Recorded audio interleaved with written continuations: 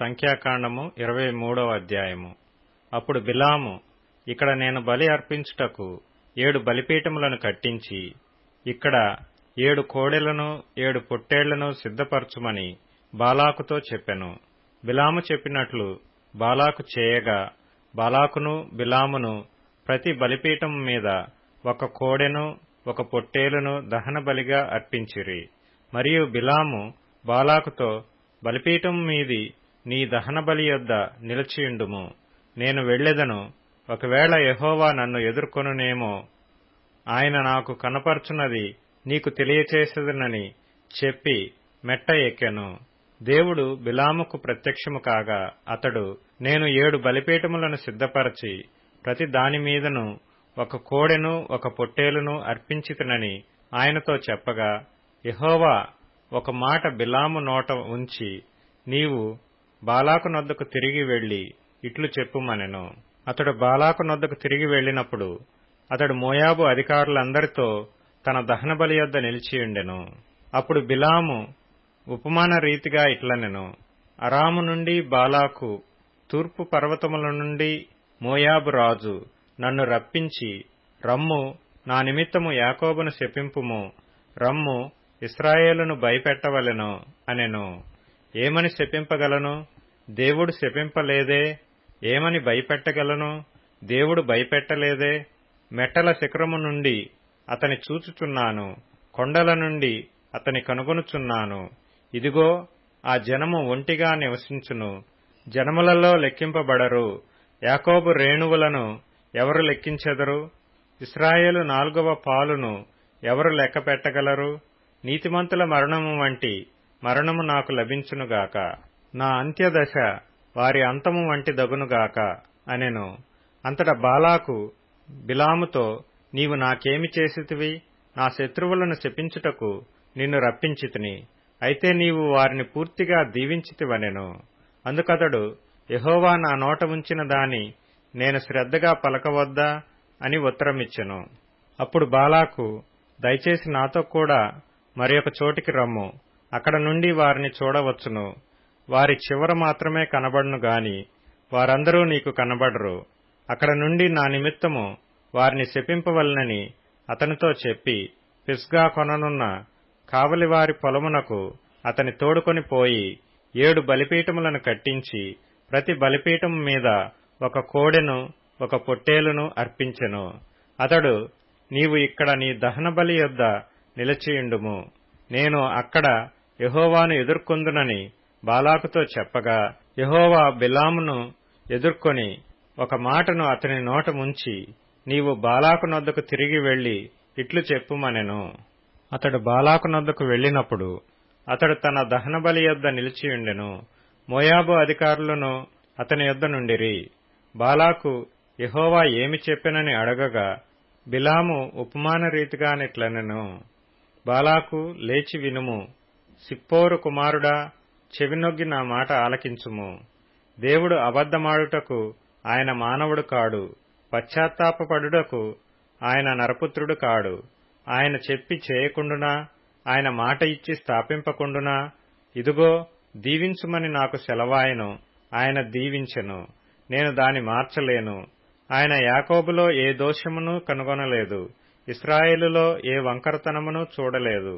అతని దేవుడైన యెహోవా అతనికి తోడైయున్నాడు. రాజు యొక్క జయధ్వని వారిలోనున్నది. దేవుడు ఐగుప్తులో నుండి వారిని రప్పించెను. గురుపోతు వేగము వంటి వేగము వారికి కలదు. నిజముగా యాకోబులో మంత్రము లేదు, ఇశ్రాయేలులో శకునము లేదు. ఆయా కాలములందు దేవుని కార్యములు యాకోబు వంశస్థులకు ఇశ్రాయేలీలకు తెలియజెప్పబడును. ఇదిగో, ఆ జనము ఆడు సింహం వలె లేచును, అది సింహం వలె నిక్కి నిలుచును. అది వేటను తిని చంపబడిన వాటి రక్తము త్రాగు వరకు పండుకొనదు.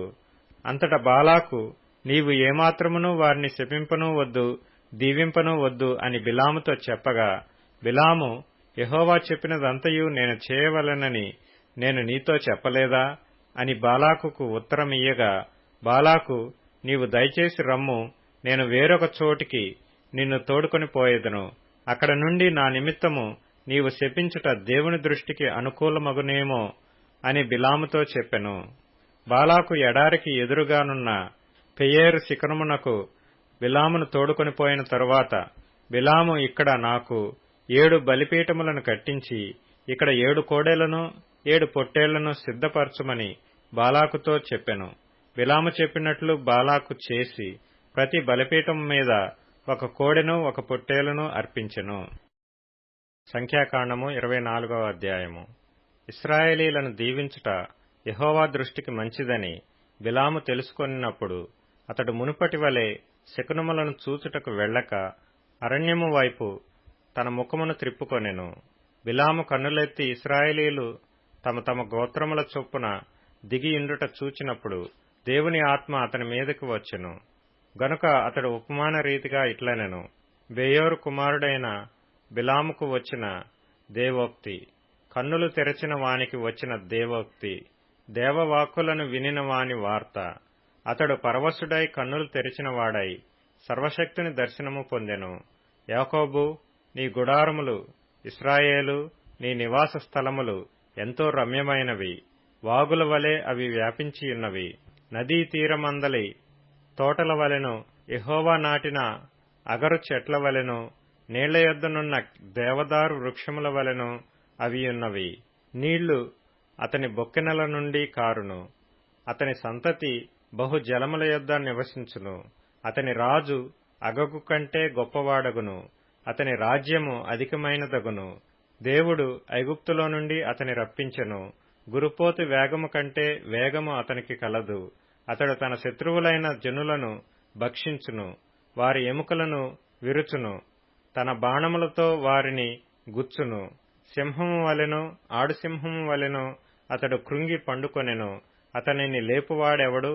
నిన్ను దీవించువాడు దీవింపబడును, నిన్ను శపించువాడు శపింపబడును. అప్పుడు బాలాకు కోపము బిలాము మీద మండెను. గనుక అతడు తన చేతులు చరుచుకొని బిలాముతో, నా శత్రువులను శపించుటకు నిన్ను పిలిచితిని గాని నీవు ఈ ముమ్మారు వారిని పూర్తిగా దీవించితివి. కాబట్టి నీవు ఇప్పుడు నీ చోటికి వేగముగా వెళ్ళుము. నేను నిన్ను మిక్కిలి గణపరచెదనని చెప్పితిని గాని యెహోవా నీవు ఘనత పొందకుండా ఆటంకపరచుననెను. అందుకు బిలాము బాలాకుతో, బాలాకు తన ఇంటెడు వెండి బంగారములను నాకిచ్చినను నా ఇష్టము చొప్పున మేలైనను కీడైనను చేయుటకు యెహోవా సెలవిచ్చిన మాటను మేరలేను. యెహోవా ఏమి సెలవిచ్చునో అదే పలికెదనని నీవు నా యొద్దకు పంపిన నీ దూతలతో నేను చెప్పలేదా? చిత్తగించుము, నేను నా జనుల యొద్దకు వెళ్ళుచున్నాను.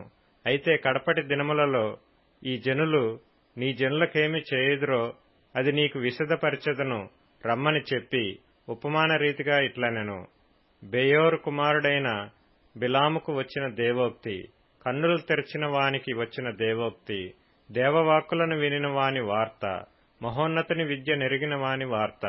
అతడు పరవశుడై కన్నులు తెరిచినవాడై సర్వశక్తుని దర్శనము పొందెను. ఆయనను చూచుచున్నాను గాని ప్రస్తుతమున నున్నట్టు కాదు. ఆయనను చూచుచున్నాను గాని సమీపమున నున్నట్టు కాదు. నక్షత్రము యాకోబులో ఉదయించును. రాజదండము ఇశ్రాయేలులో నుండి లేచును. అది మోయాబు ప్రాంతములను కొట్టును. కలహవీరులనందరినీ నాశనము చేయను. ఎదోమును సేయూరును ఇశ్రాయేలుకు శత్రువులు. వారు స్వాధీనపరచబడుదురు.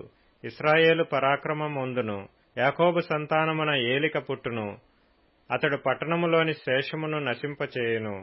మరియు అతడు అమాలేకీల వైపు చూచి ఉపమాన రీతిగా ఇట్లనెను: అమాలేకు అన్యజనములకు మొదలు, వాని అంతము నిత్య నాశనమే. మరియు అతడు కేనీయుల వైపు చూచి ఉపమాన రీతిగా ఇట్లనెను: నీ నివాస స్థలము దుర్గమమైనది, నీ గూడు కొండమీద కట్టబడియున్నది. అష్షూరు నిన్ను చెరగా పట్టు వరకు కయీను నశించునా? మరియు అతడు ఉపమాన రీతిగా, అయ్యో, దేవుడు ఇట్లు చేయునప్పుడు ఎవడు బ్రతుకును? కిత్తీము తీరము నుండి ఓడలు వచ్చును. అవి అష్షూరును ఏబెరును బాధించును. కిత్తీయులు కూడా నిత్య నాశనము పొందుదురనెను. అంతటా బిలాము లేచి తన చోటికి తిరిగి వెళ్లెను. బాలాకును తన త్రోవను వెళ్లెను. కీర్తనల గ్రంథం 37వ కీర్తన. చెడ్డవారిని చూచి నీవు వ్యసనపడకుము, దుష్కార్యములు చేయువారిని చూచి మత్సరపడకుము. వారు గడ్డివలెని త్వరగా ఎండిపోవుదురు, పచ్చని కూరవలెని వాడిపోవుదురు. యెహోవా యందు నమ్మికయుంచి మేలు చేయుము. దేశమందు నివసించి సత్యముననుసరించుము. యెహోవాను బట్టి సంతోషించుము. ఆయన నీ హృదయ వాంఛలను తీర్చును. నీ మార్గమును యెహోవాకు అప్పగింపుము. నీవు ఆయనను నమ్ముకొనుము. ఆయన నీ కార్యము నెరవేర్చును. ఆయన వెలుగువలె నీ నీతిని, మధ్యాహ్నము వలె నీ నిర్దోషత్వమును వెల్లడిపరచును. సామెతల గ్రంథం 8వ అధ్యాయం. నేను ఆయన యొద్ద ప్రధాన శిల్పినై అనుదినము సంతోషించుచు నిత్యము ఆయన సన్నిధిని ఆనందించుచు నుంటిని. ఆయన కలగజేసిన పరలోకమును బట్టి సంతోషించుచు నరులను చూచి ఆనందించుచునుంటిని. లూకాసు వార్త 1వ అధ్యాయము. ఘనత వహించిన దియోఫిలా, ఆరంభము నుండి కనులారా చూచి వాక్య సేవకులైన వారు మనకు అప్పగించిన ప్రకారము మన మధ్యను నెరవేరిన కార్యములను గూర్చి వివరముగా వ్రాయుటకు అనేకులు పూనుకొన్నారు గనక నీకు ఉపదేశింపబడిన సంగతులు నిశ్చయముగా జరిగినవని నీవు తెలుసుకొనుటకు వాటినన్నిటినీ మొదటి నుండి తరచి పరిష్కారముగా తెలుసుకొనియున్న నేనును నీ పేరిట వాటిని గూర్చి వరుసగా రచించుట యుక్తమని ఎంచితిని. యూదయ దేశపు రాజైన హేరోదు దినములలో అబీయా తరగతిలోనున్న జకర్య అను ఒక యాజకుడుండెను. అతని భార్య అహరోను కుమార్తెలలో ఒకతే. ఆమె పేరు ఎలీసబేతు. వీరిద్దరూ ప్రభువు యొక్క సకలమైన ఆజ్ఞల చొప్పునను న్యాయ విధుల చొప్పునను నిరపరాధులుగా నడుచుకొనుచు దేవుని దృష్టికి నీతిమంతులైయుండిరి. ఎలీసబేతు గొడ్రాలైనందున వారికి పిల్లలు లేకపోయిరి, మరియు వారిద్దరు బహుకాలము గడిచిన వృద్ధులైరి. జకరియా తన తరగతి క్రమము చొప్పున దేవుని ఎదుట యాజక ధర్మము జరిగించుచుండగా యాజక మర్యాద చొప్పున ప్రభువు ఆలయములోనికి వెళ్లి ధూపము వేయుటకు అతనికి వంతు వచ్చెను. ధూప సమయమునందు ప్రజల సమూహమంతయు వెలుపల ప్రార్థన చేయుచుండగా ప్రభువు దూత ధూపవేదిక కూడివైపున నిలిచి అతనికి కనబడగా జకర్యా అతని చూచి తొందరపడి భయపడినవాడాయెను. అప్పుడా దూత అతనితో, జకర్యా, భయపడకుము, నీ ప్రార్థన వినబడినది. నీ భార్య అయిన ఎలిజబెతు నీకు కుమారుని కనును. అతనికి యోహాను అను పేరు పెట్టుదువు. అతడు ప్రభు దృష్టికి గొప్పవాడై ద్రాక్షారసమునైనను మద్యమునైనను త్రాగక తన తల్లి గర్భమున పుట్టినది మొదలుకొని పరిశుద్ధాత్మతో నిండుకొనిన వాడై ఇశ్రాయేలీయులలో అనేకులను ప్రభువైన వారి దేవుని వైపునకు త్రిప్పును.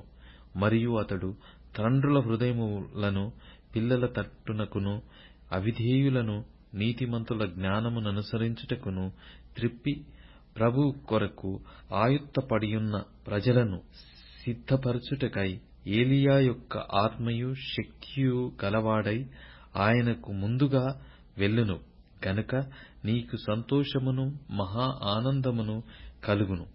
అతడు పుట్టినందున అనేకులు సంతోషింతురనెను. జకర్యా, ఇది నాకేలాగు తెలియును? నేను ముసలివాడను, నా భార్యయు బహుకాలము గడిచినదని ఆ దూతతో చెప్పగా, దూత, నేను దేవుని సముఖమందు నిలుచు గాబ్రియేలును, నీతో మాటలాడుటకును ఈ సువర్తమానము నీకు తెలుపుటకును పంపబడితిని. మరియు నా మాటలు వాటి కాలమందు నెరవేరును.